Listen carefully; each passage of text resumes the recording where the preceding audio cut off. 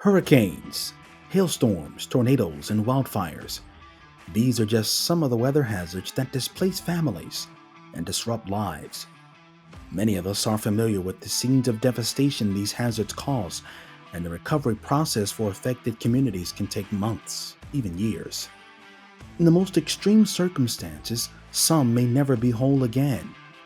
This may prompt many of you to ask, what's being done to reduce the risks associated with these hazards? To answer this question, the Insurance Institute for Business and Home Safety presents the Disaster Discussions Podcast. Join me, your host, Armand Brody, as I sit down with professionals in the insurance, science, construction, and resiliency industries who will help us explore the intersection of these hazards with the built environment. We'll bring you in-depth conversations with experts from across the country and highlight how science is engineering real-world solutions for home and business owners to create safer, more resilient communities. Join us for these discussions every month. And to make sure you don't miss an episode, go subscribe to the Disaster Discussions Podcast on your favorite podcast app.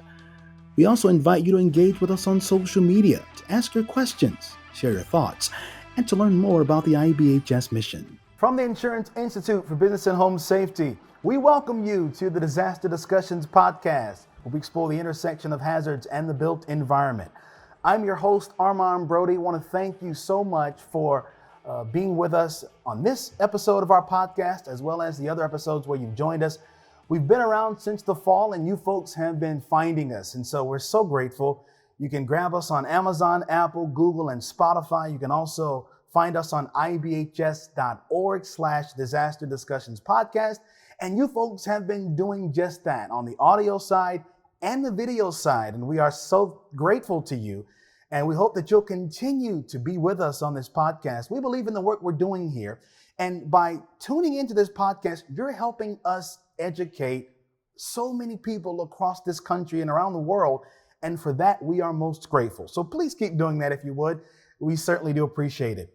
Now, typically on this podcast, I try to offer up some coherent introduction to set up the episode, and then I'll turn to the person who shows up on the screen, and then we begin our conversation via technology. But I don't have to do that today. All I've got to do is turn to my right and say hello to Steve Hawks, who is the new Director of Wildfire Policy right here at IBHS. We're going to talk about Steve's decades of experience in the wildfire space and the work he is doing here at IBHS. Steve, I cannot thank you enough, sir, for being with us here on the Disaster Discussions Podcast. Thanks, Armand, and I'm really happy to be joining the IBHS team. We are excited to have you. We're going to talk about the work that you'll be doing with us and have been doing with us, actually, here at IBHS in just a little while. But I want to go back. You're a native Californian, and we're going to talk about that a little bit later on. But I want to go back to Steve Hawks, the youngster. And you're a bit of an outdoorsman. And when you grew up, you were a multi-sport star, right? I don't know about a star, but yes, I played basketball, baseball, football. Now let's touch on baseball, because Ian Jamanko, who is our Senior Director for Standards and Data Analytics, he was a pitcher. Now, were you a pitcher? Were you a catcher? Were you in the outfield, infield? What were you doing? Pitcher and shortstop. Pitcher. So what was your go-to? Slider, fastball? Slider, yep. Slider, That okay. was my best pitch. Now, did you pattern that after someone or what? No, I don't think so. Okay. I just tried to throw it with as much break as I could get. Now, fair enough. Now, our CEO, Roy Wright, is a Dodgers fan. Oh, Did no. you know? Oh, yeah. You didn't know that. I didn't know that. I take it you're a Giants fan. I am then. a Giants fan. Now, yeah. I'm a Braves fan. So Okay. we have our issues with the Dodgers, but we have we have a World Series within the last couple of years. So I'm content for the moment. It had been a long time. But that's Steve Hawks, the baseball player. And we're also interested in Steve Hawks, the firefighter and fire researcher and Director of Wildfire Policy. And we've got all of them here in one. So we're really grateful to have you with us, and we're grateful to have you on the team. Awesome. Thank you. I'm, again, really happy to be here. So let's go back to what motivated you in California to really become involved with studying and fighting fires. Yeah, it really goes back to growing up in Paradise, California, where I'm from. And my dad worked for the California Department of Forestry, known now as CAL FIRE, but back then CDF. And um, spending some time at the fire station, riding on the back of the fire engine on a few occasions, burning pine needles and leaves in our backyard, and him teaching me and my brother about fire behavior and so forth. That really got my interest in the fire service and emergency response, and kind of led to my career with CAL FIRE. We're going to talk about that as well in a moment. But do you remember your earliest memory of maybe being at the fire station with your dad, or do you have any memories of that? Yeah, we used to go to the fire station up above Paradise in Sterling City on Father's Day, and always on a Sunday, and we'd spend Father's Day up there and have dinner with my dad and the firefighters at the dinner table. And I always thought that was a really cool, thing at the time, to be able to spend some time at the fire station. Working in the fire service space, it's not just a hobby for you. It's more of a calling, is it not? Yeah, absolutely. Just the tremendous amount of time that I've had around this has really been all my life, with my dad being in the fire service, and then me starting with CAL FIRE when I was 18 years old as a seasonal firefighter, and in the field responding to emergencies and working my way up through the department. It's really something that it's been a tremendously rewarding career to work in that field and help people prepare for fires and other emergencies, and then when they happen, to respond and help mitigate those and get them back on their feet and try and get back to some sense of normalcy. Indeed. You spent quite a few years at CAL FIRE. Can you tell us everything that you did at CAL FIRE? I know that you had an extensive background at CAL FIRE. Can you tell us about that? Yeah, it was a 30-year career. I retired in December, and I spent the first about 24 years in the field on fire engines, responding as a firefighter. Worked my way up through battalion chief, and spent 13 years also on incident management teams with the department, going to major wildland fires throughout the state of California and managing them. And then the last 6 years, I made a little bit of a career shift from being in the field as a firefighter to working for the Office of the State Fire Marshal, a division underneath CAL FIRE. And we focus on prevention measures within the office, but the particular division that I worked in was focused on wildfires and community preparedness. What was that transition like for you, going from the field? It was different. Spending so much time in the field, responding to calls, and then taking a step back and looking at the larger picture of what's happening in California for wildfire preparedness. It so happens that it kind of coincided my career shift with the increase in the size and severity of wildfires that we had been experiencing. And so taking the programs that were already established and continuing to build them out. And then because of the wildfires, we began to realize that we needed to do more things. And so we developed out some new programs and got them in place, and they're making a difference, but there's more that we need to do. These wildfires are burning with such intensity and so destructive. We're a little bit behind the power curve in some senses of emergency preparedness. I'd like for you, Steve, to touch on the fact that this is not just important work that we're doing, but we're serving other people. And what's the significance of that for you? Yeah, it's giving back to the community, helping them prepare so that they don't have to go through a loss of their home or a loss of a loved one. And so that when a wildfire happens, and it's inevitable that it's going to happen in California in particular, that it doesn't have to lead to the destruction of their home. And they can get through the fire and get back to a more sense of normalcy in their life. They don't have to be destructive wildfires. Right. Let's go back to 1991 and the Oakland firestorm. Tell me about what that experience was for you as a native California and someone who's been in this space for so many years, and what changes took place as a result of that. Yeah, that was a fire that really brought about a lot of destruction to a local community, the community of city of Oakland and Oakland Berkeley Hills.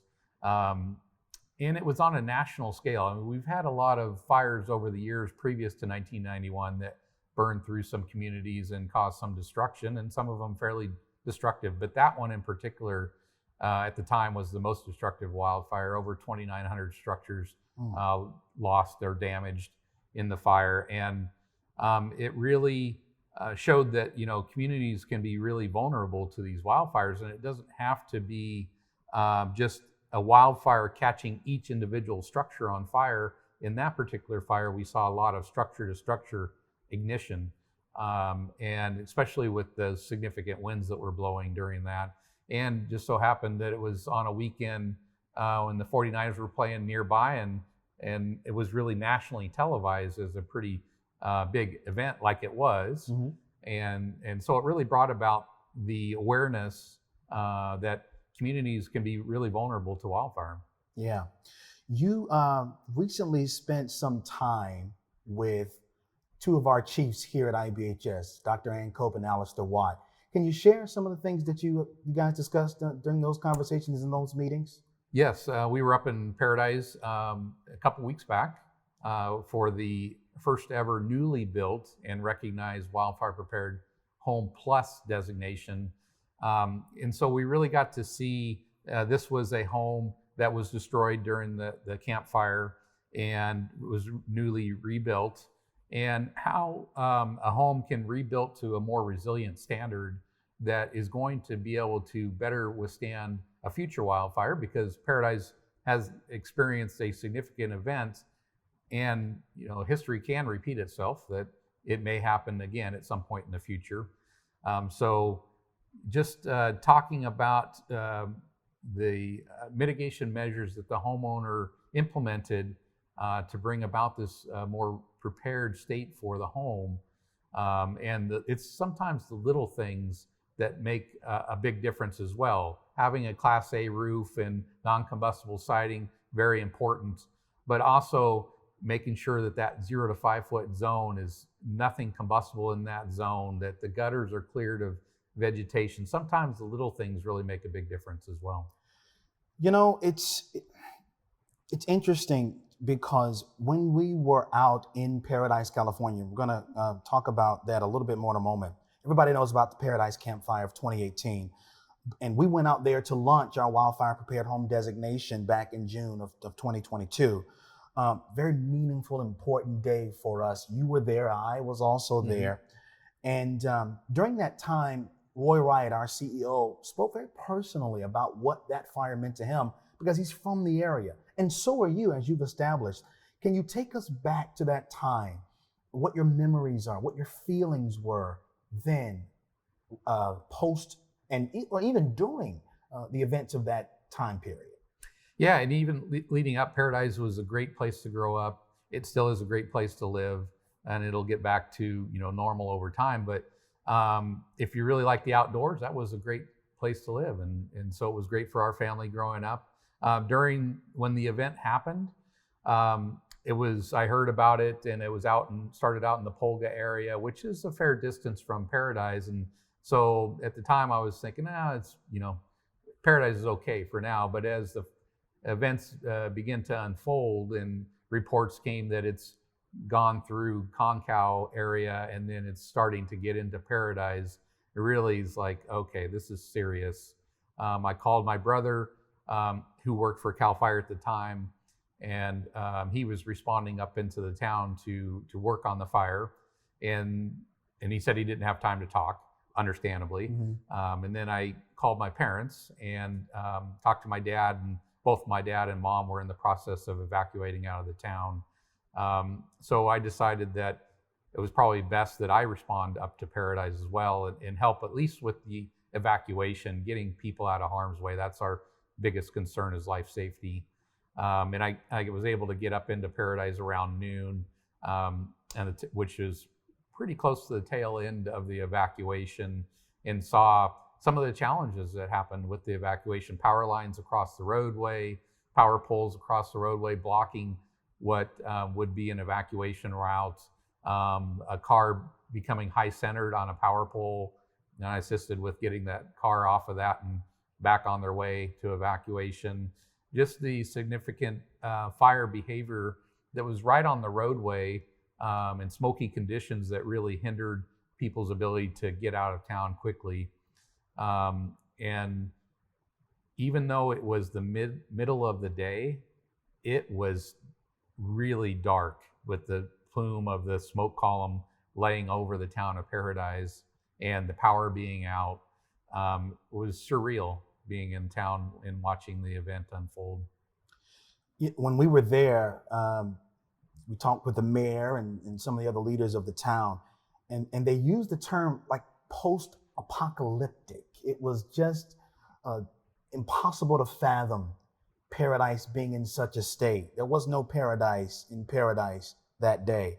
For you, because you have such an emotional tie to the area, how do you, as a firefighter and one who studies and you've given your life to the fire service space, how do you find that balance between I've got work to do as a firefighter, but this is a very real and personal loss for me?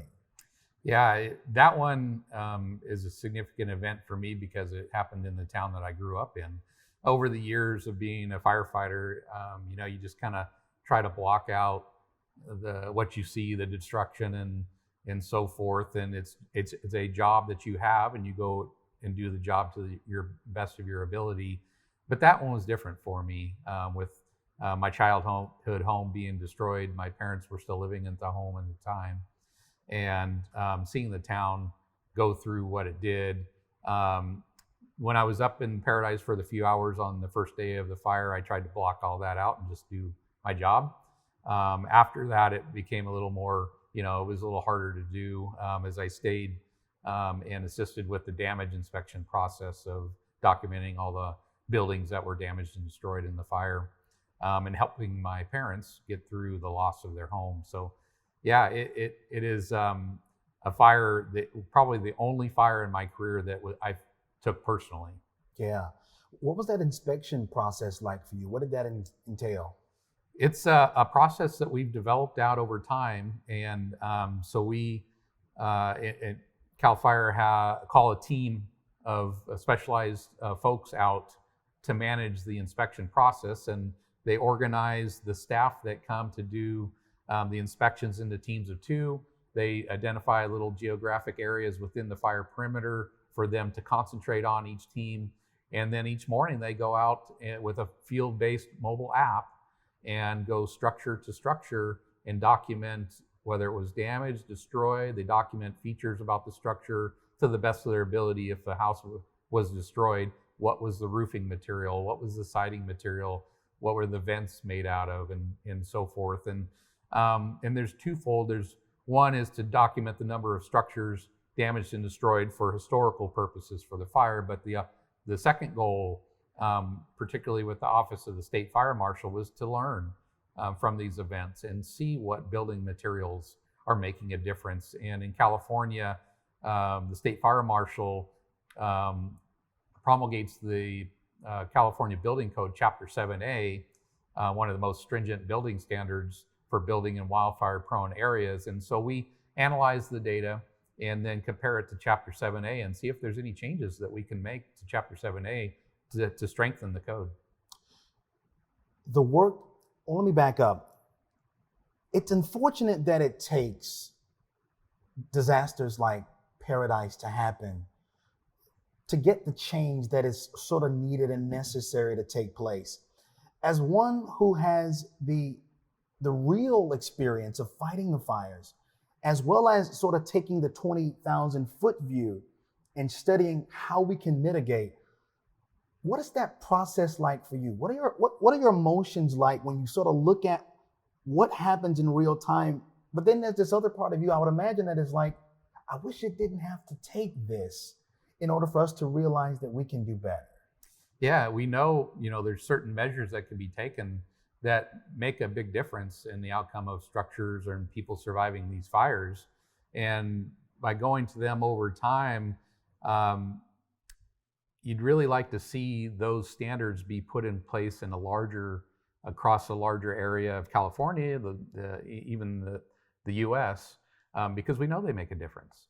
And if they're in place and working and being utilized, that there's a higher likelihood of homes surviving wildfires. But when they're not in place and not utilized, that's when we see the destruction like we have been seeing.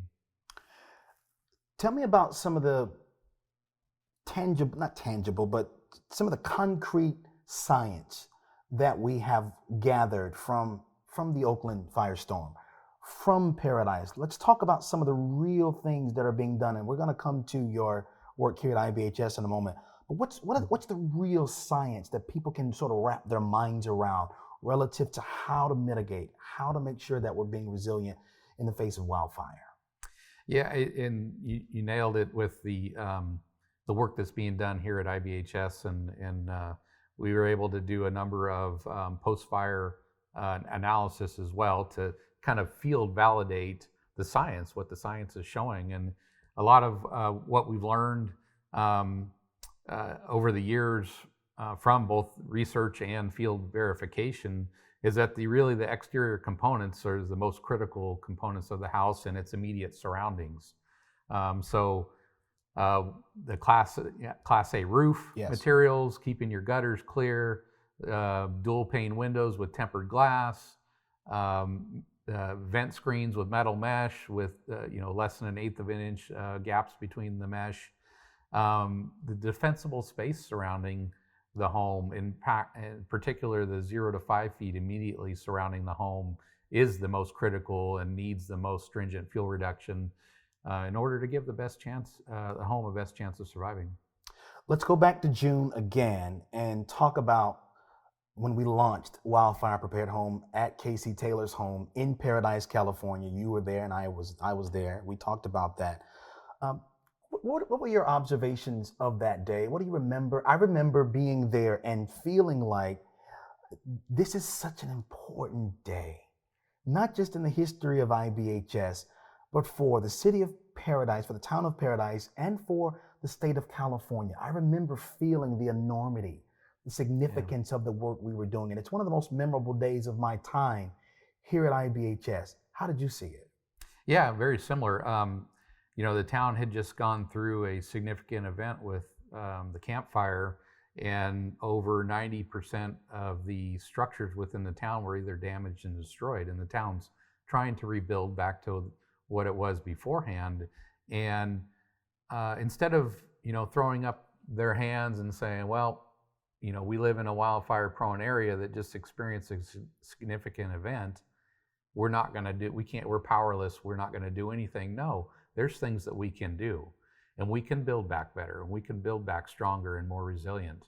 And that's what that kind of signified to me, is that resilience that was built into that structure of Casey's house allows her to really feel comfortable of moving back into Paradise and getting back on her feet and moving forward.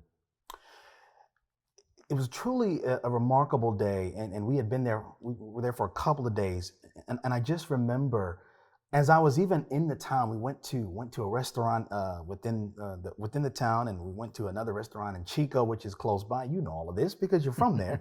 But I remember feeling like, honestly, I was kind of home, because it reminded me of the small, sort of close-knit family atmosphere kind of community that I come from. And I felt almost this obligation to want to guard it and to want to protect it.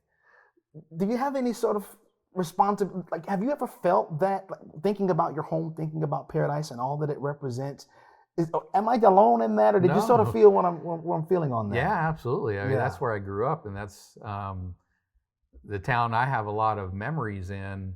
And I never wanted to see that happen to the town or any town. Mm-hmm. And that town, you could take Town of Paradise and rename it, and that could be any town basically throughout California and many places throughout the country that are in wildfire prone areas. It just happened to be in Paradise. Right. You are the Director of Wildfire Policy here at IBHS, and we're glad about that. And a significant part of your work is the Wildfire Prepared Home program. We've talked about it a little bit, but I want to give you an opportunity to really dive in here. Let's have a feast, a Wildfire Prepared Home feast, and I'll let you get the first bite. Okay. Yeah, so Wildfire Prepared Home has two levels, and a base level and a plus level. And the base level is Class A roof, vent screens with a screen less than 1/8 of an inch, 6-inch non-combustible zone around the base of the house at grade level, and that first 0 to 5 feet around the structure of no combustibles. So critical when we're talking about ember production, because in every wildfire across the country and the world, there's always going to be embers that are produced by the fire that are lofted into the air and cast downwind. And if they land next to the structure or on the structure and find something that's flammable, ignite that on fire, then that is what leads to structure loss. In many instances, has been proven that embers are the leading cause of most structure loss in a wildfire. Then in the plus level, it switches to look at the vulnerability of a house from a direct flame and radiant heat perspective. And so it's looking at the siding and the windows and the other exterior components of the structure that are really vulnerable to heat and ember, or heat and radiant heat and direct flame. Gotcha.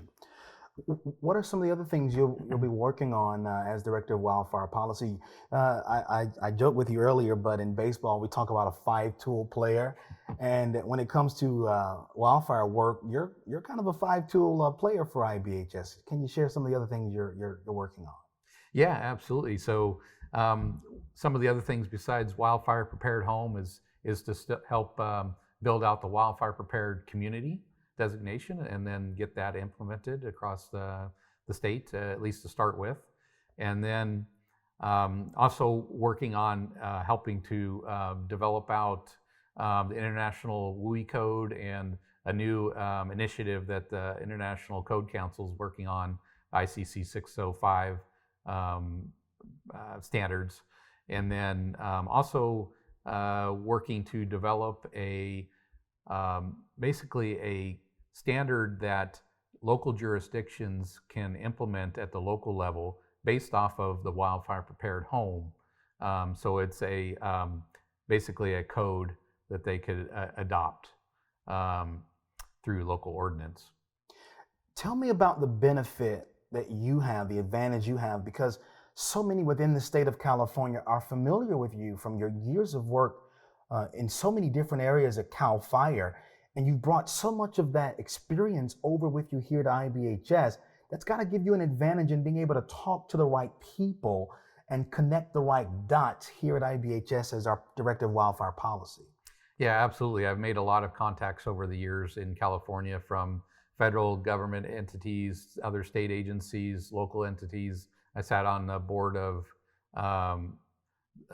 the board for the California Fire Safe Council for about 4 years. I've attended many fire prevention meetings across the state. So I do have a lot of contacts and inroads that can help with IBHS's Wildfire Prepared Home and Community and other ventures in California. So a quick story.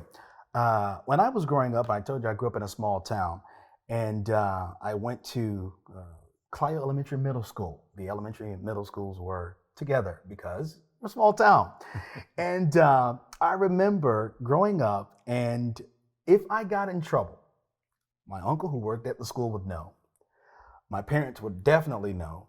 The Sunday school teachers would know. The other folks coaches would know, the little league teams, and everybody would know. And they would say, that Brody boy, I heard from so-and-so that you got in trouble. And so it became the responsibility of so many different people to help keep me in line. There was this system in place to make sure that Armand Brody was a good boy. And when I think about the work we're doing here relative to wildfire, it's a system, right? It's not just one person. It takes a village. It takes a collective effort from so many different groups of people. Can you talk about that? Yeah, absolutely. There's so many entities working in the wildfire space to prepare communities and our forests and so forth. So, um, getting us all marching in the same direction with the same messaging that's standardized that people can understand is so critical. So, um, in some of my roles with Cal Fire, I had the ability to work with so many different entities. I was also one of the co-chairs of the Wildfire and Forest Resilience Task Force in California that centered around communities. So we worked with a lot of entities to implement 32 key action items to help build resilience of these communities across California, both for existing communities and new developed communities. So getting everyone together with common messaging is so critical. Yeah, let's talk about that common messaging for a moment because uh, as a communicator myself, I know the importance of making sure that everybody's singing the same song.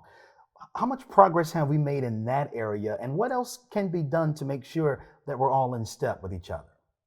Yeah, it's continuing to work together to get to know each other and feel comfortable with working with each other and knowing what each other's strengths and weaknesses are, and then developing that common messaging. You go back 5, 10 years, and retrofitting of structures wasn't nearly as talked about as it is today, and all the different components that entails to bring about resiliency on a structure. And I think that a lot of progress has been made on messaging related to retrofitting of structures and what's important and what's maybe not as important. And then when you combine that with defensible space, those are the two most critical components for a home survivability from a wildfire. And so getting all of us on the same page, talking about that, has been a really big task. But I think we're making progress and doing really well at it.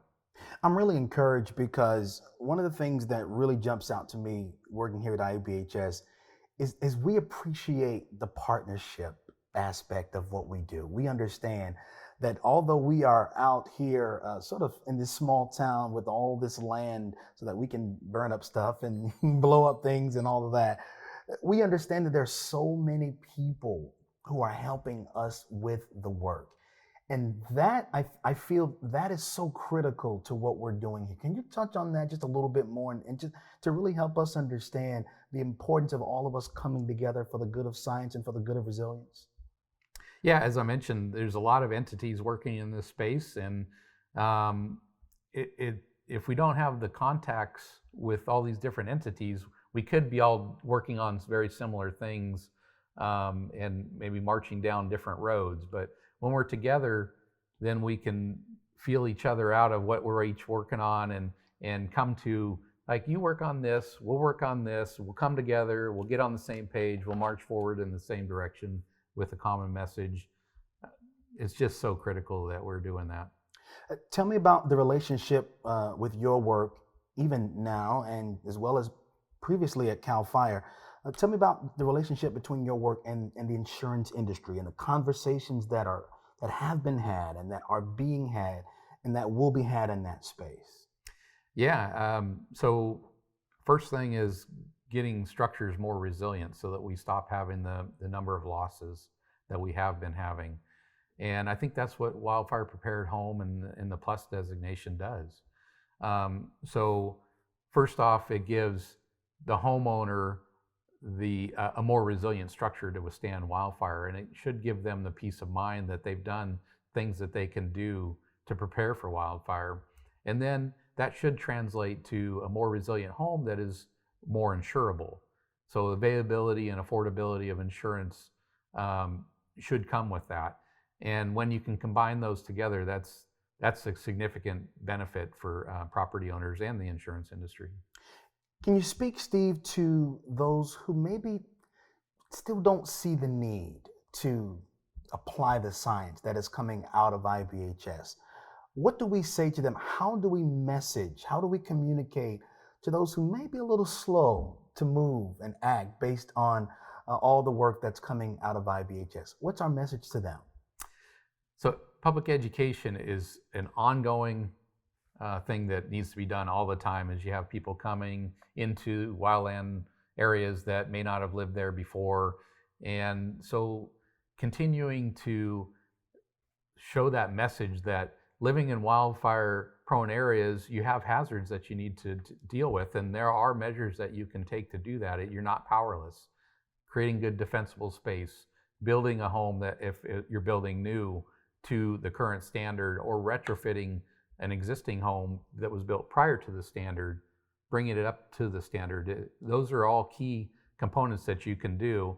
And then putting that message out across all the different mediums that are out there, social media, websites, holding town halls, like meeting people, where they're at. Yeah. So however they can best receive the message, we need to be thinking about, getting that out there through that avenue. The importance of education, you cannot overlook it when it comes to building resilience. Absolutely. What kind of conversations have you had recently with Dr. Ann Cope, our chief engineer, about prepared home and sort of about the vision of where we're going forward here with this research? Yeah, it's to continue to conduct research on all aspects of the home. We know a lot of things. We know a lot of things that are working, but there's still some things out there that need to be defined, like structure separation is one of the experiments that's going on here at IBHS, trying to define at what separation distances does that radiant heat and direct flame contact not going to cause the other house to ignite.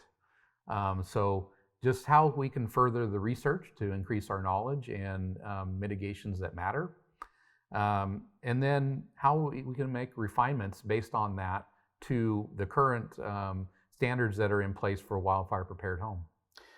Can you just help our audience understand, and I'm sure so many do already, but when you use terms like radiant heat and direct flame contact, I think it's important for people to understand that these are not just sciencey terms, right? That they're not just found in books and coming from the mouths of people like Steve Hawks, but this is real world impact. Like, this is what's really happening. This is really what's contributing to some of the destruction that we've seen. Yeah, absolutely. Embers, as I mentioned earlier, blow downwind, and if they land on something that's combustible and they burn with enough heat for long enough, then they can ignite that on fire. That's demonstrated here in the lab, and we've seen that on many occasions out in the field. Radiant heat, something that's flammable, that's on fire, burning close enough to the house for long enough in duration, could transfer that heat through the air to that combustible item, and if it's burnt long enough and that heats up to the right temperature, it could start on fire. And then direct flame contact, just that flame reaching out and touching a combustible item could transfer that heat to that item and start it on fire. And CAL FIRE, as I mentioned, I managed the damage inspection program for a bit, and we know from our data that 90% or greater, a little bit greater than 90% of the structures that start on fire will be completely destroyed. So the next category of affected is like cosmetic damage to the structure, non-structural damage, and that's about ranges into 4 to 5%. So if the firefighters can get to a structure that just ignited on, say, a deck or something, and they can put it out right away, then they can save the home. But if the fire gets well established on a home, then there's very little chance that firefighters are going to be able to make a difference. But we know we are making a difference in California and a difference across the West Coast with Prepared Home and with all the work that good people like you are doing. Is there anything else that you'd like to share with us before we wrap up here, Steve? I think just summarize that, we're not powerless to do anything against wildfire. There are mitigations that matter, that we know the science is proven that they work. We've seen them after a fire comes through, and we've seen structures that are built to a code withstand the fire better than those that aren't. And so you're not powerless. Take action. Learn about wildfire and the threats from wildfire and what actions that you can take, and then take that next step. Actually do that work. And then you'll find that, once you've done the work, that you'll be able to have a better chance of surviving a wildfire, and hopefully that translates to more affordability of insurance. And do things like follow IBHS on Twitter and check out our wildfire. That's a great way to find out the latest of what's going on, for sure. And check out Wildfire Prepared Home, our site, and check out disastersafety.org, and check out all of the resources that we have available online so that we are informed, because a consistent theme in every conversation that I've had to this point, every disaster discussion, is education, education, education. People don't know what they don't know. And we have to be, the empowerment is in the education. People knowing better gives them the empowerment, gives them the fortitude to do better. And I think that's important. Absolutely, yeah. Steve Hawks is the Director of Wildfire Policy, and you are a wonderful guest. We're so grateful to have you with us. We know you're a busy, busy man. You've got a lot going on. And as a Californian, we know that you're 3 hours behind us and that you'll be getting back to California pretty soon. But you took a little time to stop by Richburg, South Carolina to speak with us here at IBHS, and we are better for it. Thanks for being here, and we appreciate you being on our team. Thanks, Armand. Happy to be here. Thank you. Thanks, folks. I want to thank you so much for joining us on the Disaster Discussions podcast. We'll see you next time. Thanks for listening to the Disaster Discussions podcast, an IBHS production. Subscribe to our podcast on your favorite podcast app, or watch the podcast on our website at ibhs.org/disaster discussions podcast and the Insurance Institute for Business and Home Safety YouTube channel. Connect with us on our social media pages on Twitter at IBHS_org, Facebook at facebook.com/IBHS.org, and on Instagram at IBHS_org. For more great content from IBHS, including ongoing research efforts happening at our facility, episodes of our podcast, and more, visit IBHS.org.